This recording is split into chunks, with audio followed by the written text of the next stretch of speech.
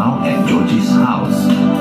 Georgie is one of the few dive operators that operate in the Raki-Raki region of Fiji.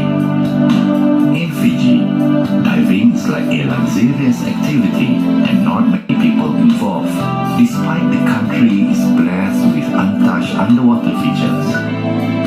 We complete the necessary process and then we proceed to the jetty. Our time in Fiji is going to be a bit special because we are accompanied by a couple who has stayed in Fiji for many years, who at the same time involved in the many environmental initiatives in this country. So I cannot wait to learn further about the country and what its environmental stories they can teach us. Freya brought along her friend Judy, an American lady who has stayed in Fiji for more than 15 years. So Golden Dreams has golden colored soft corals on it, so that's what it's good for. The other dive that he wants to take us on is more hard coral, but has like nice dive throughs with gorgonias and other soft and hard corals on it. So they're both really pretty dive sites. I think you'll enjoy both of them. We are also accompanied by Tomu, Georgie's son, as our dive guide. It takes around 30 minutes to reach the dive site from the jetty. As mentioned by Judy, we are heading towards a dive site called the Golden Dream. I'm here today to our small operation, and just for your information, we have life jackets here for everybody, and we have some snacks. It is time to go down. There seems to be formations of rocks that create some kind of an underwater playground. We start with swimming along between two walls, and then we find one swim-through hole to another. We can describe this area to be like a maze playground. What makes it even more interesting, the walls of the swim-through are filled with corals. We stay just right above a reef for a 5-minute safety stop. This is where lots of colorful corals, especially the yellow ones, can be found. But then, we got a surprise. A few grey reef sharks just swim very close to us.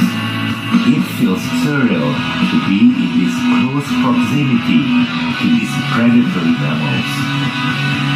It is an interesting experience, but we know we have to always be careful not to trigger them.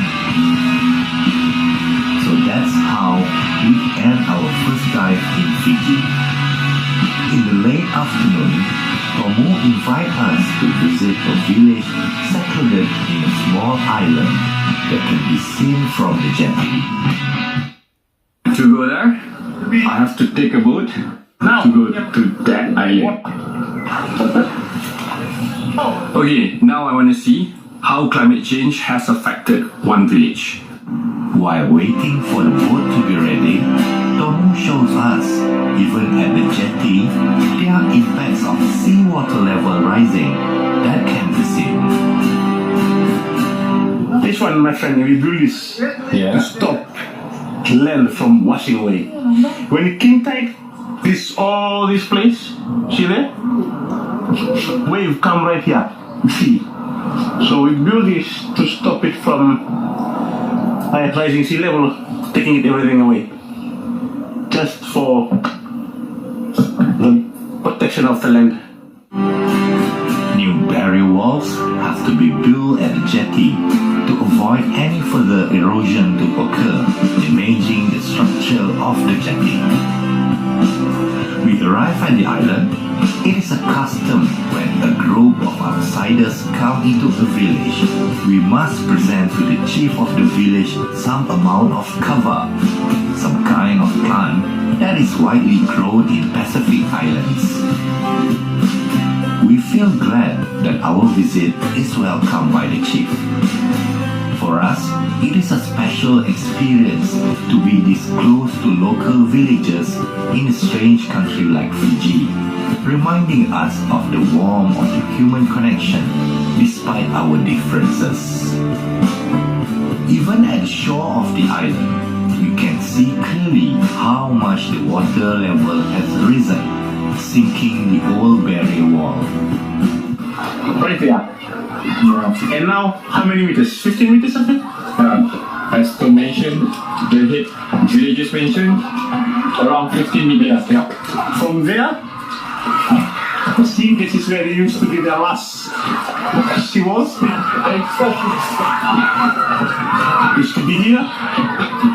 And imagine how many meters in the 1970s, he said. Yeah. This area used to be land before. Look at now. We even stopped by at an old graveyard, which is now completely sunk by the seawater. Now, most of the old graves have been relocated to the higher ground up in the hillside of the island. As it gets dark, it is time to call a day while we digest whatever that we have just witnessed.